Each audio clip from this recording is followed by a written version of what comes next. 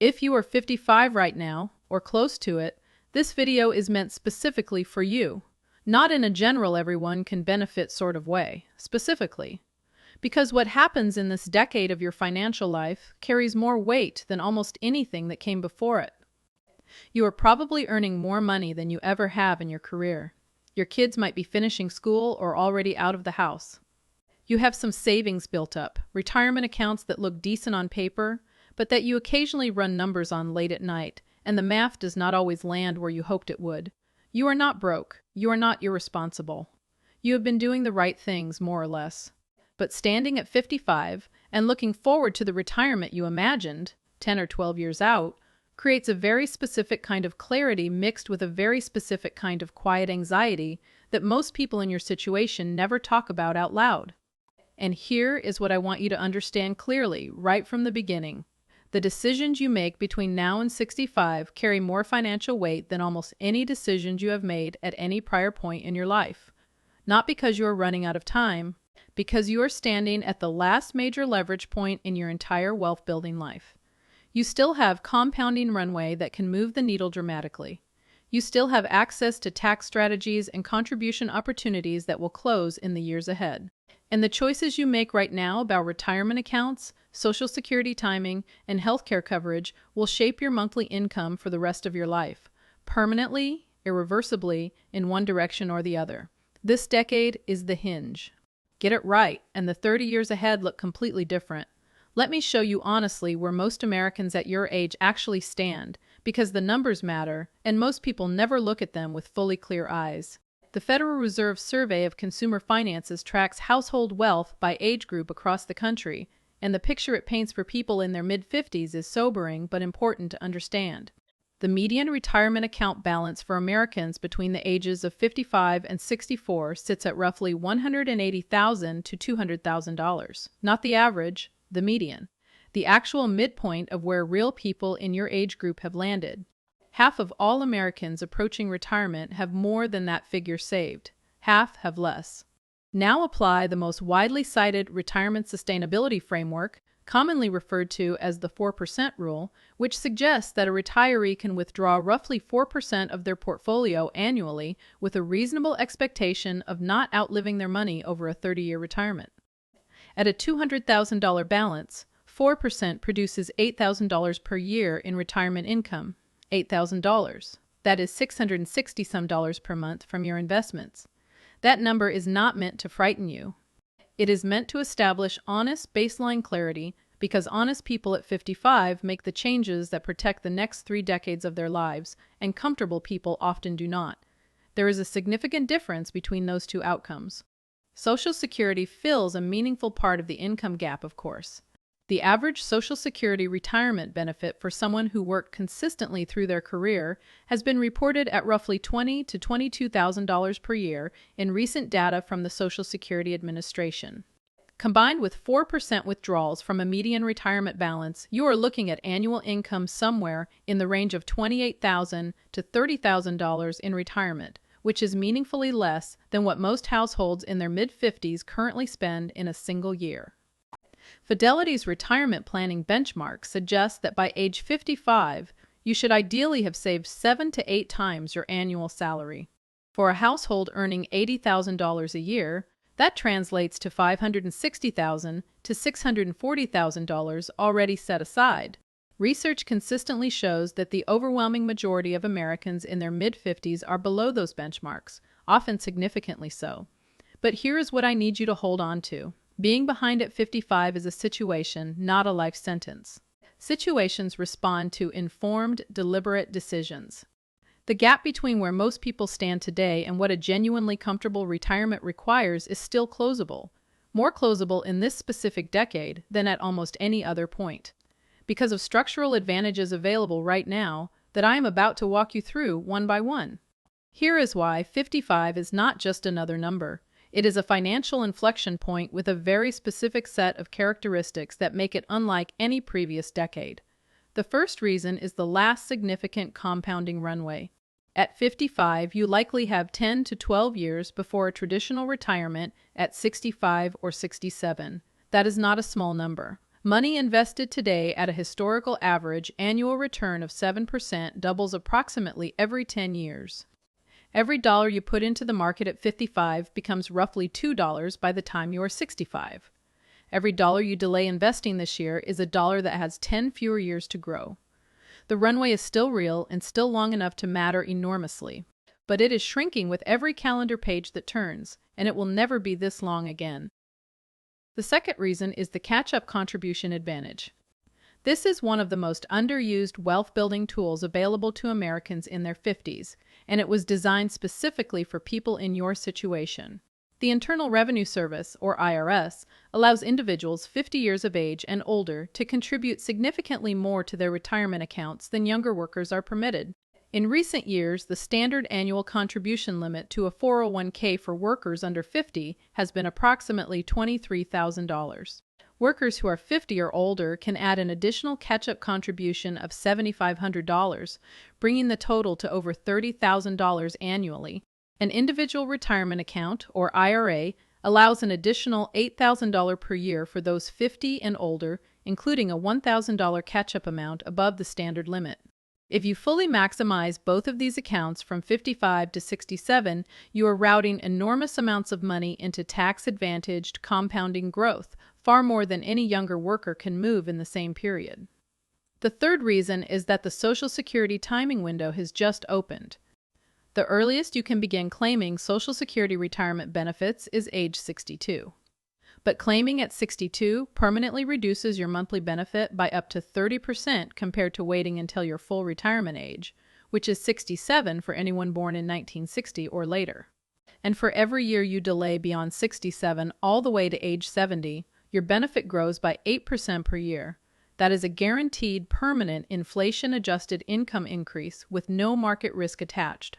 The window to plan this intelligently is right now, at 55, when you can model scenarios deliberately rather than react to financial pressure at 62. The fourth reason is the healthcare bridge gap. If you retire before 65, you lose employer-sponsored health coverage, but Medicare does not begin until 65. That gap can span a decade for early retirees and represents one of the most consistently underestimated financial risks in all of retirement planning. At 55, you still have time to build a systematic plan and fund it year by year rather than discovering this problem the month before you want to stop working. Each of these windows is open right now. Every year you wait, one or more of them narrows or closes entirely. That is the defining feature of this decade. Let me walk you through two people who are both 55 today, both in nearly identical financial situations, and show you where their decisions take them over the next 12 to 15 years. Meet David. He earns $85,000 a year and has $190,000 saved across his 401k and a modest IRA. He has 2 kids finishing college, a mortgage with 8 years remaining, and a monthly cash flow that feels tight most of the time. David's plan from here: keep contributing to his 401k at 6%. Just enough to capture the employer match, and tell himself he will increase contributions once the kids are settled. At 58, he withdraws $30,000 from his retirement account to help one of his children with a down payment, triggering the 10% early withdrawal penalty plus ordinary income taxes. He claims Social Security at 62, tired of working and wanting the extra cash flow. He retires at 62 with his mortgage still 4 years from being paid off and a retirement portfolio of roughly $300,000. At 4% annual withdrawal from $300,000, David generates $12,000 per year from his investments. His Social Security benefit, permanently reduced by approximately 30% for claiming at 62, pays about $15,000 per year. His total retirement income is roughly $27,000 annually. He will spend the rest of his life managing a deeply uncomfortable gap between that income and what his lifestyle actually costs. Not because he was reckless, but because the decisions he made at 55 compounded in the wrong direction for 7 straight years. Now, meet Sandra. She also earns $80,000 a year and has $175,000 saved, actually about $15,000 less than David. But Sandra makes different decisions starting today. She immediately increases her 401k contribution to the maximum, including the full catch-up, routing over $30,000 per year into tax-advantaged growth. She opens a Roth individual retirement account and funds it to the $8,000 annual limit. She begins systematic annual Roth conversions of roughly $15,000 from her traditional IRA, paying tax now at a controlled rate to reduce her future tax burden. She commits firmly to delaying Social Security until age 70. She works until 67. She builds a dedicated healthcare bridge fund in a health savings account throughout her remaining working years. She never touches her retirement accounts for any other purpose. At 67, Sandra's portfolio, powered by 12 years of maximum contributions compounding at historical market rates, sits at approximately $1,100,000. At 4% withdrawal, that produces $44,000 per year. When her delayed Social Security benefit begins at age 70, boosted by 24% above the full retirement age benefit for 3 years of delayed claiming, she adds approximately $27,000 per year in inflation-adjusted income. Her total annual retirement income, roughly $71,000. Same life stage, same starting decade. A gap of over $40,000 per year in retirement income, every single year, for the rest of their lives, produced entirely by the decisions each of them made at 55. Now let me name the 5 specific mistakes that create David's outcome, because recognizing them is the first step to avoiding them. The first mistake is rating retirement accounts before age 59 and a half. Early withdrawals from a traditional 401k or traditional IRA trigger a 10% early withdrawal penalty on top of ordinary income taxes. On a $30,000 withdrawal for someone in a reasonable tax bracket, the combined cost can run $8,000 to $10,000, gone before you spend $1 of the withdrawal. But the real damage is what that money would have become. $30,000 left in the account at 58, compounding at 7% for 7 more years, becomes roughly $48,000 by 65. You pay the penalty, you pay the tax, and you permanently forfeit $18,000 in lost compounding. That is the triple cost of an early withdrawal. The second mistake is financially supporting adult children at the direct expense of retirement contributions. The emotional pressure to help adult children, with rent, car payments, wedding costs, student loans, or a first home down payment, is one of the most powerful and understandable financial dynamics at this life stage. But the economic reality is blunt.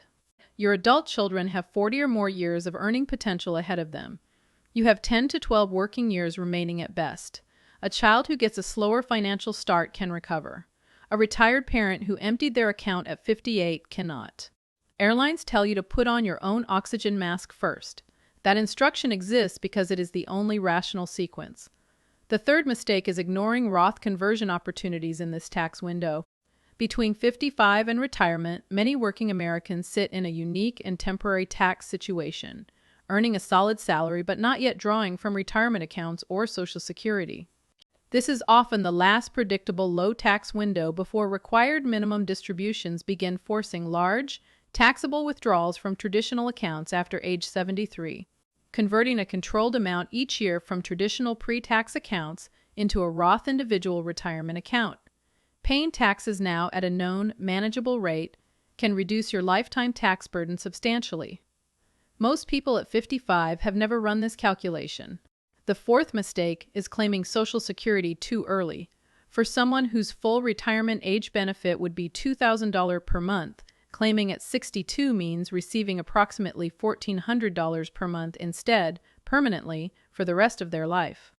At a 20-year retirement, that permanent reduction costs approximately $144,000 in lost lifetime income. The Social Security Administration's own data shows that the majority of Americans claim before their full retirement age, and many researchers believe this is one of the most costly financial mistakes available to American retirees. The fifth mistake is failing to plan specifically for healthcare costs before Medicare.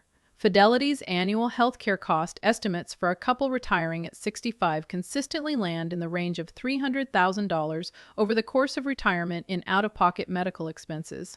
Most people at 55 have allocated nothing toward this figure specifically, and many have not considered what it costs to bridge health insurance from a voluntary retirement before 65 to the Medicare eligibility age. Now let me show you what the people who avoid those mistakes actually do differently. The single most consistent behavior of people who retire comfortably from the starting position is treating catch-up contributions as an automatic, non-negotiable monthly expense, not as an optional line item after everything else is paid. They contribute to the ceiling of every tax-advantaged account they can access before spending on anything discretionary. The 401k is funded to the maximum, including the catch-up, on the first of the month. The IRA is funded immediately at the start of the calendar year. Vacations, home renovations, new cars, and gifts to children come from whatever remains after those contributions are made. This behavioral structure, repeated consistently for 10 to 12 years, produces outcomes that appear extraordinary but are simply the product of consistent, directed priority. The second behavior is modeling Social Security claiming years in advance, not weeks before retirement. People who retire well from your age range run detailed scenarios, comparing lifetime income from claiming at 62, 67, and 70 using their specific benefit estimate, health history, and projected retirement expenses. In most scenarios, delaying Social Security and funding the income gap from investment accounts in the early retirement years produces significantly higher lifetime income, especially for those who live into their late 70s and 80s, which is increasingly common. The third behavior is systematic Roth conversion during the working years.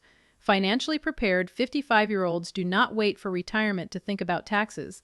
They move meaningful amounts from traditional, pre-tax retirement accounts into Roth accounts each year, paying taxes at current, predictable rates, so that a larger portion of their retirement assets can grow and be withdrawn completely tax-free. This is not a complex maneuver. It requires a decision and an annual transfer. But the cumulative tax savings over a 15 to 20-year retirement can be substantial. The fourth behavior is aggressive, targeted debt elimination in this decade.